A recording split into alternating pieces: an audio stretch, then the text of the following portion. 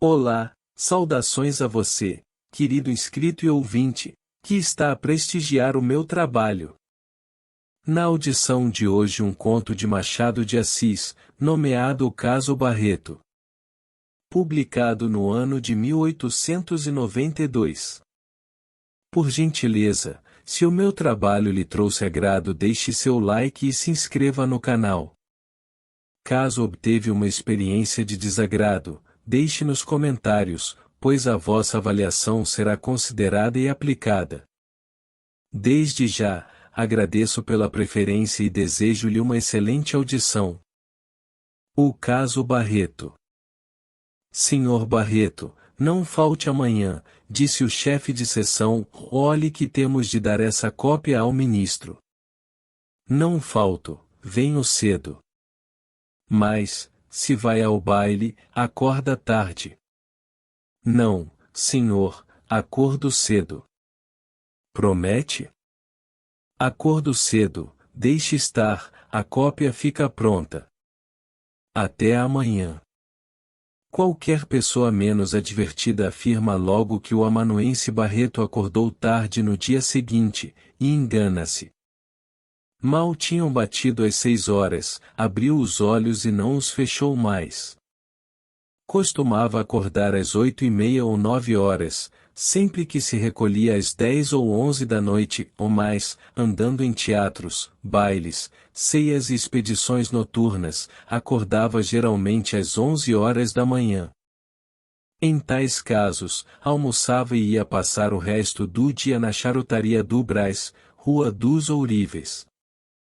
A reputação de vadio, preguiçoso, relaxado, foi o primeiro fruto desse método de vida, o segundo foi não andar para adiante. Havia já 8 anos que era amanuense, ou alguns chamavam-lhe o marcapasso. Acrescente-se que, além de falhar muitas vezes, saía cedo da repartição ou com licença ou sem ela, às escondidas. Como é que lhe davam trabalhos e trabalhos longos? Porque tinha bonita letra e era expedito, era também inteligente e de compreensão fácil. O pai podia tê-lo feito bacharel e deputado, mas era tão estróino rapaz, e de tal modo fugia a quaisquer estudos sérios, que um dia acordou o amanuense. Não pôde dar crédito aos olhos, foi preciso que o pai confirmasse a notícia. Entras de amanuense, porque houve reforma na secretaria, com aumento de pessoal. Se houvesse concurso, é provável que fugisses. Agora a carreira depende de ti. Sabes que perdi o que possuía, tua mãe está por pouco, eu não vou longe, os outros parentes conservam a posição que tinham, mas não creio que estejam dispostos a sustentar malandros. Aguenta-te. Morreu a mãe, morreu o pai, o Barreto ficou só, ainda assim achou uma tia que lhe dava dinheiro e jantar. Mas as tias também morrem, a dele desapareceu deste mundo 10 meses antes daquela cópia que o chefe de seção lhe confiou, e que ele ficou de concluir no dia seguinte, cedo. Cedo acordou, e não foi pequena façanha, porque o baile acabou às 2 horas, e ele chegou à casa perto das 3. Era um baile nupcial, casara-se um companheiro de colégio, que era agora advogado principiante, mais ativo e de futuro. A noiva era rica, neta de um inglês, que meteu em casa cabeças louras e suíças ruivas, a maioria, porém, compunha-se de brasileiros e de alta classe, senadores, conselheiros, capitalistas, titulares, fardas, veneras, ricas joias, belas espáduas, caudas, sedas, e cheiros que entonteciam. Barreto valsou como um peão, fartou os olhos em todas aquelas coisas formosas e opulentas, e principalmente a noiva, que estava linda como as mais lindas. Ajuntai a isso os vinhos da noite, e dizei se não era caso de despertar ao meio-dia. A preocupação da cópia podia explicar esse madrugar do amanuense. É certo, porém, que a excitação dos nervos, o tumulto das sensações da noite, foi a causa originária da interrupção do sono. Sim, ele não acordou, propriamente falando, ou interrompeu o sono, e nunca mais pôde reatá-lo. Perdendo a esperança, consultou o relógio, faltavam 20 minutos para as 7. Lembrou-se da cópia. É verdade, tenho de acabar a cópia. E assim deitado, pôs os olhos na parede, fincou ali os pés do espírito, se me permitem a expressão, e deu um salto no baile. Todas as figuras, danças, contradanças, falas, risos, olhos e o resto, obedeceram à evocação do jovem Barreto. Tal foi a reprodução da noite, que ele chegou a ouvir a mesma música às vezes, e o rumor dos passos. Reviveu as gratas horas tão velozmente passadas, tão próximas e já tão remotas. Mas, se esse rapaz ia a outros bailes, divertia-se, e, pela própria roda em que nascerá, costumava ter daquelas festas, que razão havia para a excitação particular em que ora o vemos? Havia uma longa cauda de seda, com um bonito penteado por cima, 2 pérolas sobre a testa, e 2 olhos embaixo da testa. Beleza não era, mas tinha graça e elegância de sobra.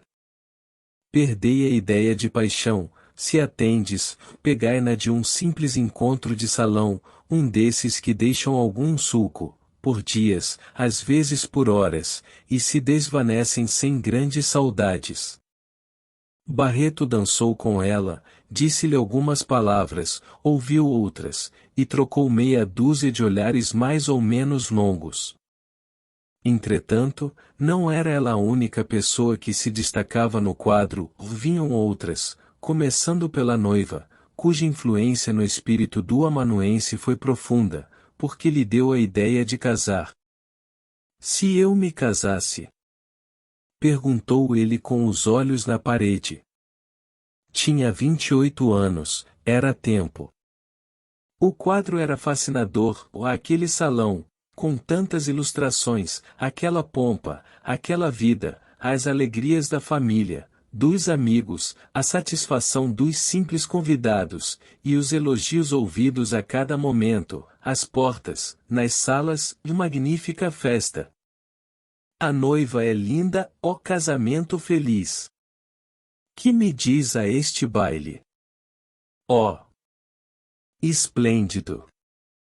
Todas essas vistas, pessoas e palavras eram de animar o nosso amanuense, cuja imaginação batia as asas pelo estreito âmbito da alcova, isto é, pelo universo. De barriga para o ar, as pernas dobradas, e os braços cruzados sobre a cabeça, Barreto formulava, pela primeira vez, um programa de vida, olhava para as coisas com seriedade, e chamava a postos as forças todas que pudesse ter em si para lutar e vencer. Oscilava entre a recordação e o raciocínio. Ora via as galas da véspera, ora dava-nos meios de as possuir também. A felicidade não era um fruto que fosse preciso ir buscar à lua, pensava ele, e a imaginação provava que o raciocínio era verdadeiro, mostrando-lhe o noivo da véspera e na cara deste a sua própria. Sim, dizia Barreto consigo, basta um pouco de boa vontade, e eu posso ter muita. Há de ser aquela. Parece que o pai é rico, ao menos terá alguma coisa para os primeiros tempos. O resto é comigo. Um mulherão. O nome é que não é grande coisa, Vermelinda.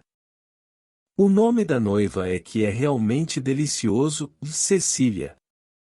Manga não. Ah! Manga não. Achou noiva para o seu pé. Noiva para o seu pé o fê-lo rir e mudar de posição.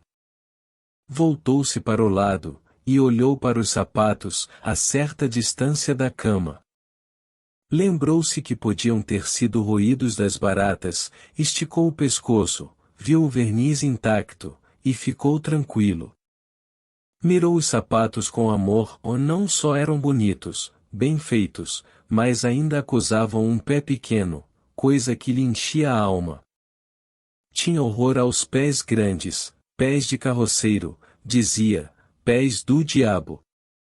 Chegou a tirar um dos seus, debaixo do lençol, e contemplá-lo por alguns segundos. Depois encolheu-o novamente, coçou-o com a unha de um dos dedos do outro pé, gesto que lhe trouxe à memória o adágio popular: "Suma mão lava a outra", e naturalmente sorriu. Um pé coça outro, pensou. E, sem advertir que uma ideia traz outra, pensou também nos pés das cadeiras e nos pés dos versos. Que eram pés de verso? Dizia-se verso de pé quebrado. Pé de flor, pé de couve, pé de altar, pé de vento, pé de cantiga. Pé de cantiga seria o mesmo que pé de verso? A memória neste ponto cantarolou uma copla ouvida em não sei que opereta, copla realmente picante e música muito graciosa. "Tem muita graça a Jenny", disse ele, consertando o lençol nos ombros. A cantora fez-lhe lembrar um sujeito grisalho que a ouvia uma noite, com tais derretimentos de olhos que fez rir alguns rapazes. Barreto riu também, e mais que os outros, e o sujeito grisalho avançou para ele, furioso, e agarrou-o pela gola. Ia dar-lhe um murro, mas o nosso Barreto deu-lhe dois, com tal ímpeto que o obrigou a recuar 3 passos. Gente no meio, gritos, curiosos, polícia, apito, e foram ter ao corpo da guarda. Aí soube-se que o sujeito grisalho não avançara para o moço com o fim de se despicar do riso, por imaginar que se risse dele, mas por supor que estava mofando da cantora. "Eu, senhor?" "Sim, senhor. Mas se até a apreciam muito. Para mim é a melhor que temos atualmente nos nossos teatros." O sujeito grisalho acabou convencido da veracidade de Barreto, e a polícia mandou-os em paz. Um homem casado. Pensava agora o rapaz, recordando o episódio. "Eu, quando casar, hei de ser coisa muito diferente." Tornou a pensar na cauda e nas pérolas do baile. Realmente, um bom casamento. Não conhecia outra mais elegante. Mais bonita havia no baile uma das Amarais, por exemplo, a Julinha, com os seus grandes olhos verdes, uns olhos que faziam lembrar os versos de Gonçalves Dias. Como eram mesmo? Uns olhos cor de esperança. Que, ai, nem sei qual fiquei sendo. Depois que os vi. Não se lembrando do princípio da estrofe, teimou por achá-lo, e acabou vencendo. Repetiu a estrofe, 1, 2, 3 vezes, até decorá-la inteiramente, para não esquecê-la mais. Bonitos versos. Ah! Era um grande poeta. Tinha composições que haviam de ficar perpétuas na nossa língua, como ainda uma vez, adeus. E Barreto, em voz alta, recitou este começo. Enfim te vejo. Enfim, posso. Curvado a teus pés, dizer-te que não cessei de querer-te. Pesar de quanto sofri. Muito penei. Cruas ânsias. De teus olhos apartado. Houveram-me acabrunhado. A não lembrar-me de ti. Realmente, é bonito. Exclamou outra vez de barriga para o ar. E aquela outra estrofe, como é? Aquela que acaba. Quis viver mais, e vivi. Desta vez, trabalho em vão, ou a memória não lhe acudiu com os versos do poeta, e em compensação, trouxe-lhe uns do próprio Barreto, versos que ele sinceramente rejeitou do espírito, vexado da comparação. Para consolar o amor próprio, disse que era tempo de tratar de negócios sérios. Versos de criança. Toda criança faz versos. 28 anos, era tempo de seriedade. E o casamento voltou, como um parafuso, a penetrar no coração e na vontade do nosso rapaz. A Julinha Amaral não era grande negócio, e demais já andava meio presa ao filho do conselheiro Barros, que advogava com o pai, e diziam que ia longe. Todas as filhas do Barão de Meireles eram bonitas, menos a mais moça, que tinha cara de pau. Verdade é que dançava como um anjo. Mas a Ermelinda. Sim, a Ermelinda não é tão bonita, mas também não se pode dizer que seja feia, tem só os olhos miudinhos demais e o nariz curto, mas é simpática.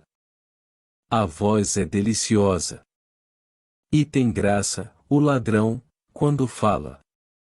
Ainda ontem. Barreto recordou, salvo algumas palavras, um diálogo que tivera com ela, no fim da segunda valsa. Passeavam dele, não sabendo bem que dissesse, falou do calor. Calor.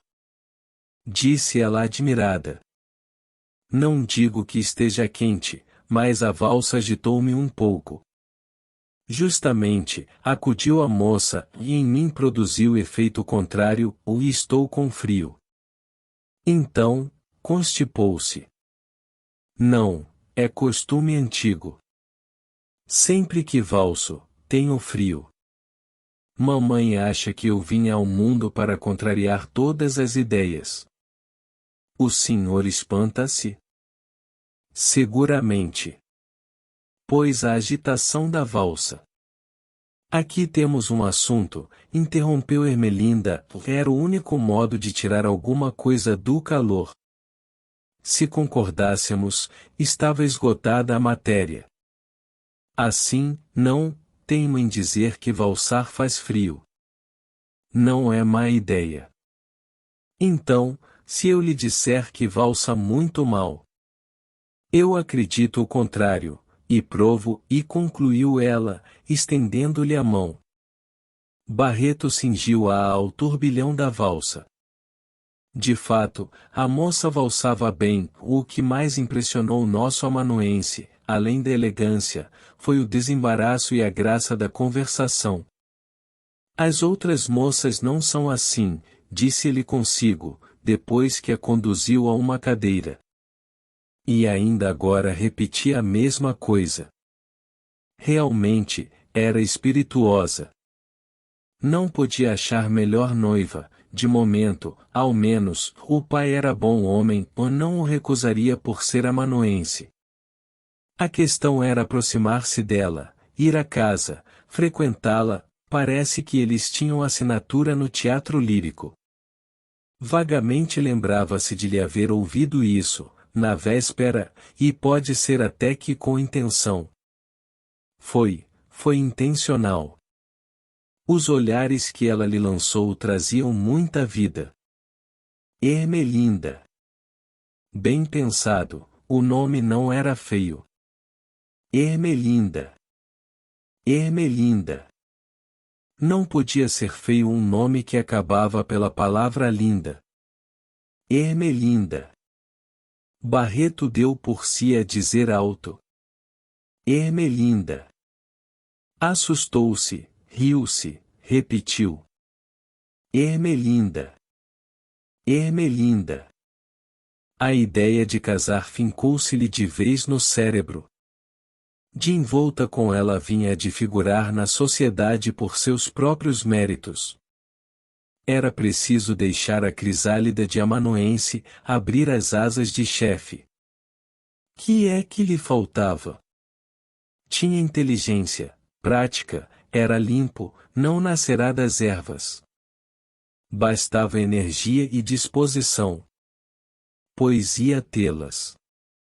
Ah!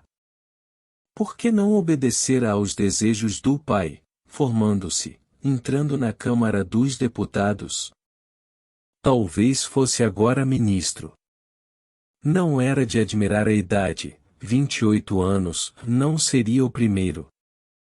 Podia muito bem ser ministro, ordenanças atrás. E o Barreto lembrava-se da entrada do ministro na secretaria, e imaginava-se a si mesmo naquela situação, com farda, chapéu, bordados. Logo depois, compreendia que estava longe, agora não podia ser. Mas era tempo de ganhar posição. Quando fosse chefe, casado em boa família, com uma das primeiras elegantes do Rio de Janeiro, e um bom dote, acharia compensação aos erros passados. Tenho de acabar a cópia, pensou Barreto repentinamente. E achou que o melhor modo de crescer era trabalhar. Pegou no relógio que ficará sobre a mesa, ao pé da cabeceira da cama, e estava parado. Mas não andava quando acordou. Pôs-lhe o ouvido, agitou, estava parado de vez. Deu-lhe corda, ele andou um pouco, mas parou logo. É uma espiga do tal relojoeiro das dúzias, murmurou Barreto. Sentou-se na cama um tanto reclinado, e cruzou as mãos sobre o estômago. Notou que não tinha fome, mas também comera bem no baile. Ah! Os bailes que ele havia de dar, com ceia, mais que ceias. Aqui lembrou-se que ia pôr água na boca aos companheiros da secretaria, contando-lhes a festa e as suas fortunas, mas não as contaria com ar de pessoa que nunca viu luxo. Falaria naturalmente, aos pedaços, quase sem interesse. E compôs alguns trechos de notícias, ensaiou de memória as atitudes, os movimentos. Talvez algum o achasse com olheiras. Foi pândega, não. Não, responderia ele, fui ao baile. Ah! Você foi sempre ao baile? Que tal esteve? O baile? Diria com fastio, e esteve magnífico. E continuou assim o provável diálogo, compondo, emendando, riscando palavras, mas de maneira que acabasse contando tudo sem parecer que dizia nada. Diria o nome de Ermelinda ou não? Este problema gastou-lhe mais de 10 minutos, concluiu que, se lhe perguntassem, não havia mal em dizê-lo, mas não lhe perguntando, que interesse havia nisso? Evidentemente nenhum. Ficou ainda outros 10 minutos, pensando à toa, até que deu um salto, e pôs as pernas fora da cama. Meu Deus! Há de ser tarde. Calçou as chinelas e tratou de ir às abluções, mas logo aos primeiros passos, sentiu que as danças o tinham fatigado deveras. A primeira ideia foi descansar, tinha para isso uma excelente poltrona, ao pé do lavatório, achou, porém, que o descanso podia levar longe e não queria chegar tarde à secretaria. Iria até mais cedo, às 10h30, no máximo, estaria lá. Banhou-se, ensaboou-se, deu-se todo aos cuidados pessoais, gastando o tempo do costume, e mirando-se ao espelho, 20 e 30 vezes. Também era costume. Gostava de ver-se bem, não só para retificar uma coisa ou outra, mas para contemplar a própria figura. Afinal começou a vestir-se, e não foi pequeno trabalho, porque era meticuloso em escolher meias. Mal tirava umas, preferia outras, e já estas lhe não serviam, ia a outras, tornava as primeiras, comparava-as, deixava-as, trocava-as, afinal, escolheu um par cor de canela, e calçou-as, continuou a vestir-se. Tirou camisa, meteu-lhe os botões e enfiou-a, fechou bem o colarinho e o peito, e só então foi à escolha das gravatas, tarefa mais demorada que a das meias. Costumava fazê-lo antes, mas desta vez estivera pensando no discurso que dispararia ao diretor, quando este lhe dissesse: ora viva! Muito bem! Hoje madrugou. Vamos à cópia. A resposta seria esta: agradeço os cumprimentos, mas pode o senhor diretor estar certo que eu, comprometendo-me a uma coisa, faço-a, ainda que o céu venha abaixo.